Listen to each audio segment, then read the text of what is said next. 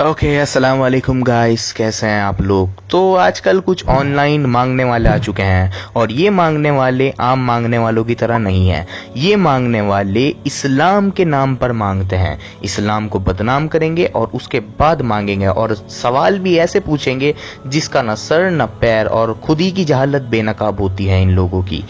तो इन्हीं में से एक मांगने वाले की वीडियो आपने मुझे भेजी और मैंने उसको देखा और उसमें ये दावा किया जा रहा था कि कुरान और तफसीरों में लिखा है कि ये जो दुनिया है, ये जो ज़मीन है, ये वेल मछली के ऊपर है। तो ये क्लेम अक्सर आर्य समाज के लोग और हिंदू भी करते हैं कि तफसीरों में और कुरान में लिखा है कि वेल मछली के ऊपर ये दुनिया बसी हुई है, सातों आसमान और सातों ज़मीन बसे हुए हैं। तो चलिए इसी नॉनसेंस क्लेम का आंसर देते हैं, वीडियो शुरू करते हैं। अब इसके हवाले से जब हम तफसीर देखते हैं कि तफसीर में क्या लिखा हुआ है, ये है तफसीर सूरह कलम आयात 1-52। ये पूरी सूरत मकी है और इसमें 52 आयात और 300 कलमात और वगैरह वगैरह। अब यहाँ से तफसीर शुरू हो रही है। कसम है नून की, अब वो जो हमने नून पढ़ा था आयत में, उस कसम है नून की और कलम की और नून के लिखने की। और नून, अब नून वो बता रहे हैं कि क्या है।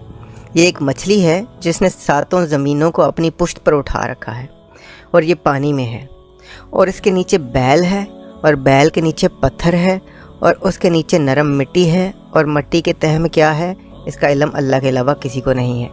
और इस मछली का नाम लिवाश है और या ये कि ये लूतिया है, और बैल का नाम बहमूत है और बाज़ ने तलहूत ज़िक्र किया है, और या ये कि ल्योता है। और ये मछली समंदर में है और इसे अफवास कहा जाता है, और जैसे कि बड़े दरिया में छोटा बैल होता है, ये इसकी तरह से है। अब आपने ये देखा कि जी इसकी तफसीर के मुताबिक नून का मतलब ये है कि वो एक मछली है जिसने सातों ज़मीनों को अपनी पुश्त पर उठा रखा है। ओके तो बेसिकली ये हमारे भाई ये कह रहे हैं कि कुरान के चैप्टर 68 के वर्स 1 की तफसीर के अकॉर्डिंग दुनिया वेल मछली पर टिकी हुई है। हालांकि इनकी इस्लामिक जहालत यहीं पर बेनकाब हो जाती है। लेकिन पहले मैं इस सिली क्लेम को रॉन्ग प्रूव कर दूं। क्या कुरान ये कह रहा है कि दुनिया वेल मछली पर टिकी हुई है? और इसको रॉन्ग प्रूव करना बहुत आसान है। कुरान के चैप्टर 21 के वर्स 87 में प्रॉफिट जोना का जिक्र है, पैगंबर यूनुस अलैहिस्सलाम का, जिनको वेल मछली ने निगल लिया था। आप सभी लोग इनके वाक्य से वाकिफ होंगे, जिनको कुरान ने मछली वाला कहा है। तो यहाँ पर आप इस आयत में वेल मछली की स्पेलिंग चेक कर सकते हैं। स्पेलिंग देखें क्या है, नून वाव नून। तो नून वाव नून होती है स्पेलिंग वेल मछली की या मछली की। अब चैप्टर 68 की वर्स 1 में देखते हैं, वहां क्या लिखा है। यहाँ खाली नून लिखा है, ओनली एक लेटर है, सिर्फ 1 लेटर है, खाली नून लिखा है और कुछ नहीं लिखा है। और ये एक सफिशिएंट प्रूफ है कि कुरान मछली नहीं कह रहा है। चैप्टर 21 में नून वाव नून लिखा है, जब जाकर मछली बनती है, वेल मछली।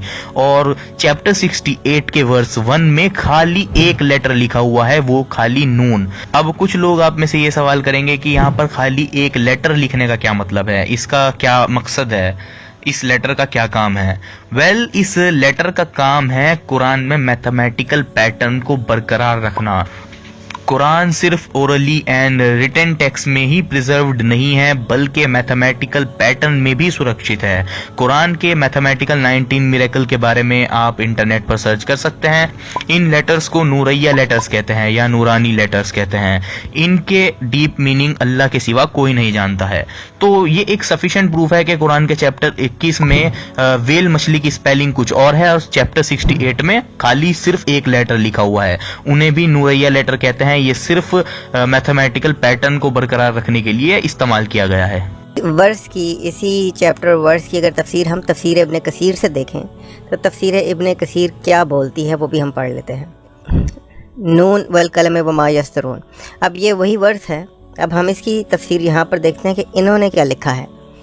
तो इसमें लिखा है नून से क्या मुराद है। नून वगैरह जैसे हरूफ हुजा का मुफस्सल बयान सूरह बकरा वगैरह वगैरह, कि यहाँ नून से मुराद वो बड़ी मछली है जो एक मुहीत आलम पानी पर है, जो सातों ज़मीनों को उठाए हुए है।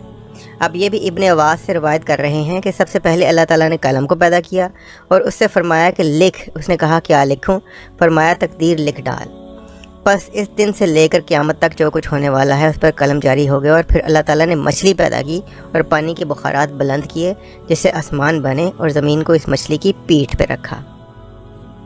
مچھلی نے حرکت کی جس سے زمین بھی ہلنے لگی، پس زمین پر پہاڑ گاڑ کر اسے مضبوط اور ساکن کر دیا۔ پھر آپ نے اس آیت کی تلاوت کی، اور مطلب یہ ہے کہ یہاں نون سے مراد یہ مچھلی ہے۔ اچھا، اب کچھ لوگ آپ میں سے یہ سوچیں گے کہ پھر تفسیروں میں کیوں ذکر ہے کہ دنیا ویل مچھلی پر ٹکی ہوئی ہے، اور اتنی بڑی بڑی تفسیروں میں؟ تو اس کا آنسر بھی بہت سمپل ہے، اور میں نے آپ کو قرآن سے یہ پروو کر دیا ہے کہ قرآن کے چیپٹر 21 میں ویل مچھلی کے لیے ورڈ یوز ہوئے ہیں نون، واو اور نون، اور چیپٹر 68 کے ورس 1 میں خالی نون شبد کا یوز ہوا ہے، جس سے یہ پروو ہوتا ہے کہ قرآن ویل مچھلی نہیں کہنا چاہ رہا ہے۔ لیکن اب یہ سوال آئے گا، پھر تفسیروں میں کیوں مچھلی مان لیا گیا ہے؟ اس کا جواب بھی بہت آسان ہے۔ اچھا، اب آپ لوگ ویڈیو کو تھوڑا سا بیک کریں اور جو قرآن کی چیپٹر 68 کی ورس 1 کی 2 تفسیریں سنائی ہیں سو کالڈ ایکس مسلم نے، ان کو دوبارہ سنیں، دونوں کی دونوں سنیں۔ اگر آپ ان دونوں تفسیروں کو سنیں گے تو آپ کو پتا چلے گا یہ دونوں تفسیروں میں اسکالرز نے ڈیفرنٹ باتیں بتائی ہیں۔ یہ دونوں تفسیریں ایک جیسی نہیں ہیں، بلکہ یہ اسکالرز کے اپنے خود کے ورڈز ہیں، اور اس بات کا ثبوت میرے پاس اور بھی ہے۔ اور بھی کئی تفسیروں میں مچھلی کی بات ہوئی ہے کہ یہاں پر نون سے مراد مچھلی ہے، اینڈ اگر آپ ان سبھی تفسیروں کو پڑھو گے تو آپ کو پتا چلے گا ایک تفسیر دوسری تفسیر سے بہت الگ ہے۔ اسکالرز نے کیسے اپنے خود کی انٹرپریٹیشن کر رکھی ہے۔ آپ ویڈیو کو سٹاپ کیجئے اور خود پڑھیے کیسے یہ سب تفسیریں آپس میں میچ نہیں کر رہی ہیں، یہ سب تفسیریں الگ الگ بات کر رہی ہیں۔ تو ہم لوگ تفسیروں کی عزت کرتے ہیں، بہت عزت کرتے ہیں، لیکن عزت ان باتوں کی کرتے ہیں جو باتیں نبی اکرم صلی اللہ علیہ وسلم نے کہی ہیں۔ نبی اکرم صلی اللہ علیہ وسلم کی اوتھینٹک ٹیچنگ سے ہم کو اس بات کا کوئی بھی ایویڈنس نہیں ملتا ہے کہ یہ جو ارتھ ہے، پرتھوی ہے، وہ ویل مچھلی کے اوپر ٹکی ہوئی ہے، بلکہ قرآن میں تو اس کے الٹ بات لکھی ہوئی ہے۔ قرآن میں لکھا ہے ہر ایک چیز اپنے اپنے محور میں تیر رہی ہے، اور اسی طرح صحیح بخاری اور صحیح مسلم کا معاملہ ہے۔ صحیح بخاری اینڈ صحیح مسلم کتابوں کو ہم مسلمان بہت زیادہ عزت دیتے ہیں، یہ بتانے کی مجھے ضرورت نہیں ہے کہ ہم کتنی عزت دیتے ہیں، لیکن ان کتابوں میں جو صحاباؤں کے یا تابعین کے پرسنل سجیشن ہیں، پرسنل انٹرپریٹیشن ہیں، ان کو ہم ایک عام انسان کی پرسنل رائے مانتے ہیں، ان کو ہم اتنا درجہ نہیں دیتے ہیں جتنا نبی اکرم صلی اللہ علیہ وسلم کی اوتھینٹک حدیثوں کو دیتے ہیں۔ اسی طرح تفسیروں کا معاملہ ہے، اس میں جو باتیں نبی اکرم صلی اللہ علیہ وسلم کی حدیثوں سے ثابت ہیں، جو نبی اکرم صلی اللہ علیہ وسلم نے کہی ہیں، ان باتوں کو ہم سر آنکھوں پر رکھتے ہیں، لیکن جو باتیں اسکالرز نے خود سے انٹرپریٹ کری ہیں، خود سے مسٹیک کری ہیں، ان باتوں کو ہم نکار دیتے ہیں کہ یہ اسکالرز کی مسٹیک ہے۔ اب آپ میں سے کچھ لوگ یہ بھی سوچ رہے ہوں گے کہ ابن کثیر کو اور ابن عباس کو یہ ویل مچھلی والی کہانی اینڈ بل والی کہانی کیسے پتہ چلی، یا ان کہانیوں کا سورس کیا ہے؟ تو آپ کو بتا دوں، ہمارے پاس اوتھینٹک رپورٹس موجود ہیں جن میں لکھا ہوا ہے کہ جو کتابیں قرآن سے پہلے آئی تھی، انجیل اور تورا، تو یہودی اور کرسچنز اپنی بکس کو مسلمانوں کو سنایا کرتے تھے عربک میں ٹرانسلیٹ کر کے۔ تو نبی اکرم صلی اللہ علیہ وسلم نے کہا تھا ان کی باتوں پہ یقین نہ کرنا، جو کرسچن اور یہودی اپنی بکس کو ہم کو پڑھ کے سنایا کرتے تھے، مسلمانوں کو سنایا کرتے تھے، تو نبی اکرم نے کہا تھا ان کی باتوں کو یقین نہ کرنا اور نہ ہی انکار کرنا۔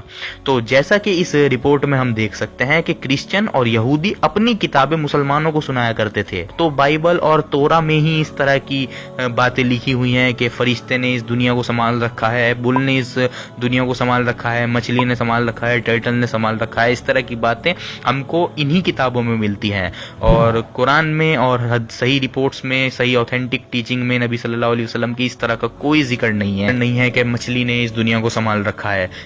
تو اس رپورٹ سے یہ بات صاف ہو جاتی ہے کہ یہ ساری باتیں ابن کثیر کو اور باقی اسکالرز کو پچھلی کتابوں سے پتہ چلی ہیں، جو کہ فیبریکیٹڈ ہیں۔